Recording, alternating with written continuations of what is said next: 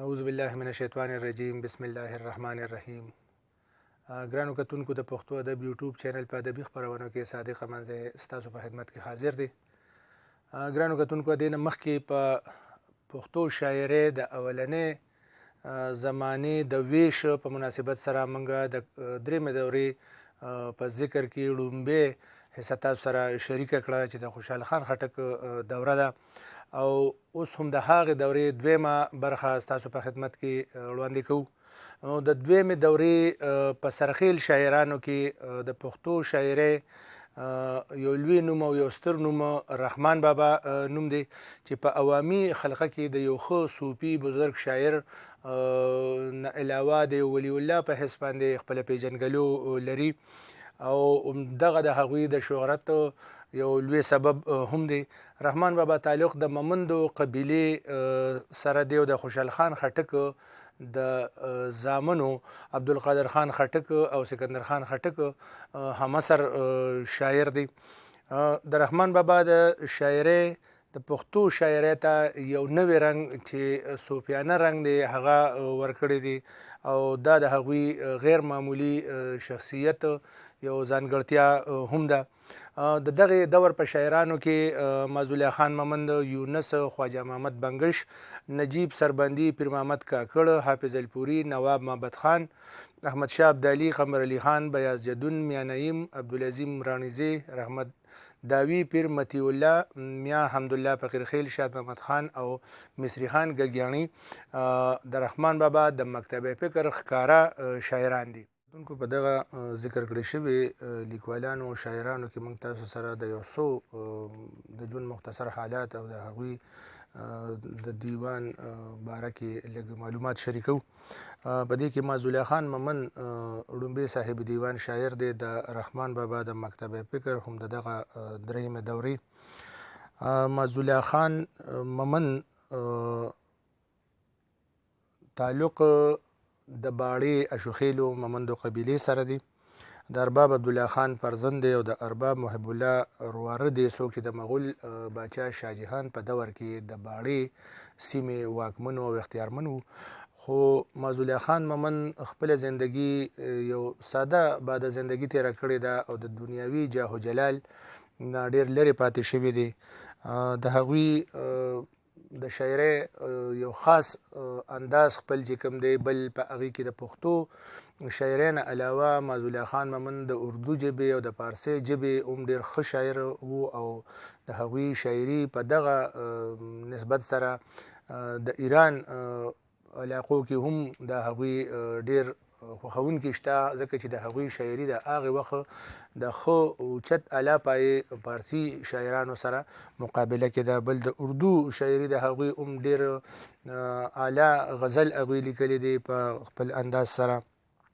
د سکندر خان خټک او د عبدالقادر خان خټک کوم چې د رحمان بابا د خوشحال خان خټک فرزندان دي، د هغوی همسر شاعر دی او د هغې د حمید شلیل صاحب د په لومبي ځل باندې د دوی دیوان په 1959 کې چاپ کړی دی.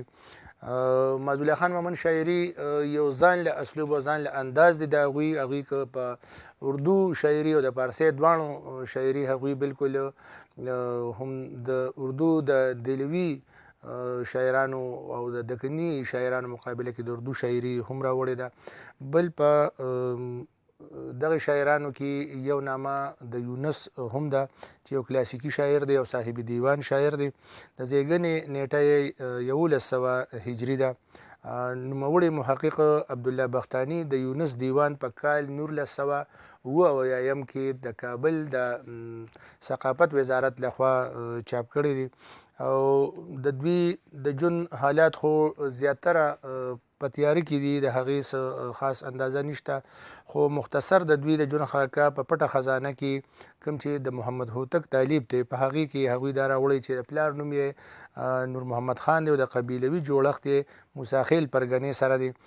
د دوی پلار د موساخیلو نه هجرت کړی دی او په خیبر کې استوګن شوي دي او دوی بیا خپل د علم او تعلیم سلسله چې دنه په پېښور کې ترسره کړې د رحمان بابا په خاص شاګردانو کې دي. او د هغوی هم فکره شاعر هم دی او د رحمان بابا غوندې ساده ژوند یې تیر کړی دی. په کله کله د فارسی لغاتو سره او اصطلاحاتو سره د کاظم خان شیدا سره د هغوی کلام جوړښت خوري یو قسمه او ډیر اعلی پای شاعري ده. په دغه شاعرانو کې بل شاعر خواجه محمد بنګش دی. د ټولو نه لومبي میجر راوټي د دوی ذکر په خپل لیکنو کې کړی دی. علامه عبدالحی حبیبي په پښتانه شعرا کې، صدیق الله ریښتین په پښتو ادب کې، تاریخ کې او داسې ډیرو نوموړو لیکوالانو د دوی لیکونه هغه وخت سره راوړي تر دې دمه را رسیدلی دي. د میجر راوټي د وینا مطابق دا د مغول باچا اورنګزیب په زمانه کې تیر شوی د پښتنو د بنګش قبیلې سره د قبیلوي جوړښت دی. د استوګنې ځای د کوټ علاقه ده او په کال 1915 کې پښتو اکیډمي پېښور لخوا د خواجه محمد بنګش دیوان د پروفیسر پریشان خټک صاحب د لیکلي مقدمې د لاندې چاپ شوی دی. بل په دغه شاعرانو کې عبدالحمید بابا چې د یو ډیر اعلی پای شاعر دی او د سبک هندي شاعر دی چې د دوی انداز کې رومانویت او تصوف او عشق و محبت ټول رنګونه یو شان پیلي دي او ډیر د خوند مزه کلام دوی لیکل کړي دي. د دوی د زیږنې کال چې د 1075 هجری دی. د پښتو عدد د یو نوې صنف لیکوال دی او د په شاعرۍ کې نازک خیالي هم د حمید بابا لخوا په لومبي ځل باندې ډیر شدومت سره راغلی ده او د دوی که دا ووایي د پښتو د رومانویت په سرخیل شاعرانو کې حمید بابا راځي او د دوی ډیر اعلی پای تشبیهات، استعارات او کنایې د هغوی د کلام ځانګړتیا ده او دغه یو خاص صفت د هغوی دی. د دور مرجان په نوم باندې د دوی دیوان چاپ دی. په کال 1288 هجری کې په لومبي ځل باندې د محمد ابراهیم لخوا چاپ شوی دی. په بیا وروستو د لاهور نه هم چاپ شوی دی او د کابل لخوا هم چاپ شوی دی. په مختلفو وختونو کې دوی دیوانونه چاپ شوي دي. بل په دې شاعرانو کې ګرانو کتونکو کامګار خټک دی چې د سید تقویم الحق کاهل د اندازې مطابق په 1100 هجری کې دوی زیږېدلي دي. کامګار خټک د نامدار خان خټک زوی د اشرف خان هجری نوسی دی او د ستر خان خوشحال خان کړوسی دی. د کامګار خټک د پښتو شاعرۍ یو نوې انداز د هغوی دی چې په هغوی کې خو د خټک ادب سره تعلق ساتي خو دوی رنګ دغه د رحمان بابا صوفیانه رنګونه په هغوی کې زیات دي. په کال 1802 کې پادری هیوز د دوی څه غزلې په کلید افغاني کې راوړي دي. په کال 1915 کې پښتو اکیډمي پېښور لخوا د دوی دیوان چاپ شوی دی. سید تقویم الحق کاهل د دوی د شاعرۍ متعلق لیکي چې کامګار خټک شاعري د نوې استعاراتو، باریکو تشبیهاتو یو نوې هنري شاهکار دی. په دغه لحاظ سره که موږ وګورو ګرانو کتونکو د هغې دور د شاعرۍ اندازه که موږ واخلو نو هغه په اسانه باندې هغه خبره زموږ په ذهن کې راتلی شي چې تر دغه وخته پورې د وخت د تېرېدو سره او د نوې بدلون سره د شاعرۍ دورونه بدل شوي دي. په دغه شاعرانو کې بیا اخري چې کوم موږ ذکر کوو علي خان دی. علي خان د اشنغر د علاقې په مقام محمدزی دی او د هغوی شاعري هم هغه انداز کې ده خو د هغوی انداز زیاتر د کاظم خان شیدا په رنګ باندې رنګ دی او د کامګار خټک رنګونه هم په هغوی کې زیات دي.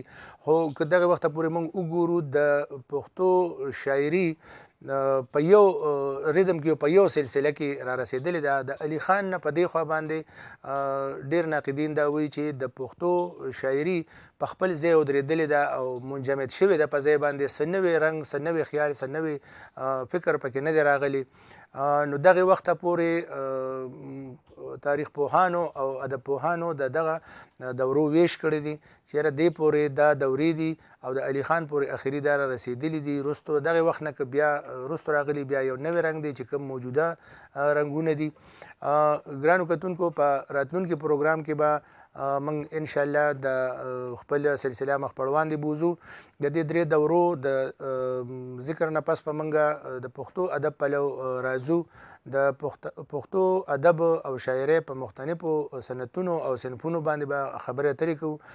زمونږ ویډیو وګورئ او مرګرو سره شیر کې. زمونږ چینل که تر دې وخته پورې تاسو سبسکرایب کړی نه وي نو ګرانو کتونکو دا سبسکرایب کې او وړاندې نور ملګرو سره دغه لینک د دې شریک کې چې زمونږ د پروګرامونو دوام ولري. تر د راتلونکي پروګرام پورې خپل کوربه صادق منزل اجازت ورکړي. د الله په امان.